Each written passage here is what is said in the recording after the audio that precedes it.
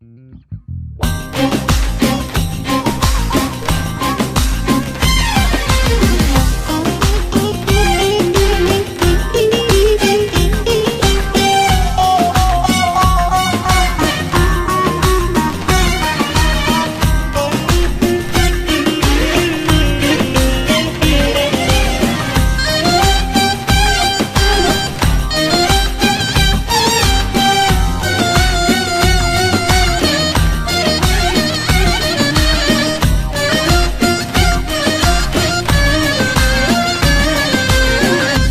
evin yanı Çinili hamam, bizim evin yanı Çinili hamam.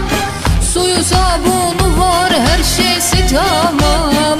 Suyu sabunu var, her şeysi tamam. Çiğ köfte yoğurur, türkü söylerler. Çiğ köfte yoğurur, türkü söylerler. Ondan sonra olur çalgılı hamam. Ondan sonra olur çalgılı hamam.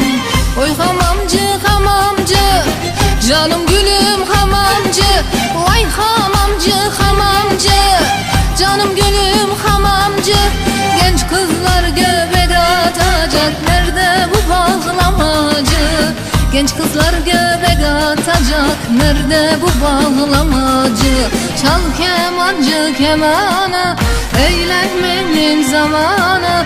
Çal kemancı kemanı, eğlenmenin zamanı. Seven seveni alsın o, evlenmenin zamanı. Evlenmenin zamanı. Seven seveni alsın o, evlenmenin zamanı. Evlenmenin zamanı.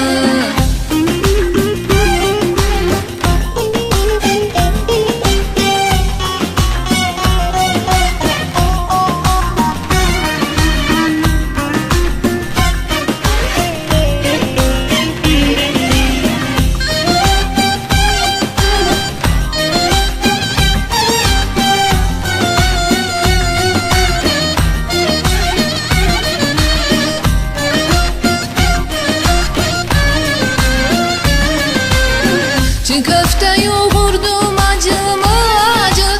Çiğ köfte yoğurdum acımı acı. Peynirli kadayıf onun ilacı.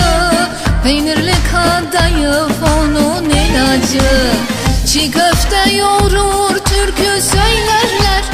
Çiğ köfte yoğurur, türkü söylerler. Ondan sonra olur çalgılı hamam. Ondan sonra olur çalgılı hamam. Oy hamamcı hamamcı, canım gülüm hamamcı. Vay hamamcı hamamcı, canım gülüm hamamcı. Genç kızlar göbek atacak, nerede bu bağlamacı? Genç kızlar göbek atacak, nerede bu bağlamacı? Çal kemancı kemanı, eğlenmenin zamanı. Çal kemancı kemanı, eğlenmenin zamanı. Seven seveni alsın o, evlenmenin zamanı. Evlenmenin zamanı. Seven seveni alsın o, evlenmenin zamanı. Evlenmenin zamanı.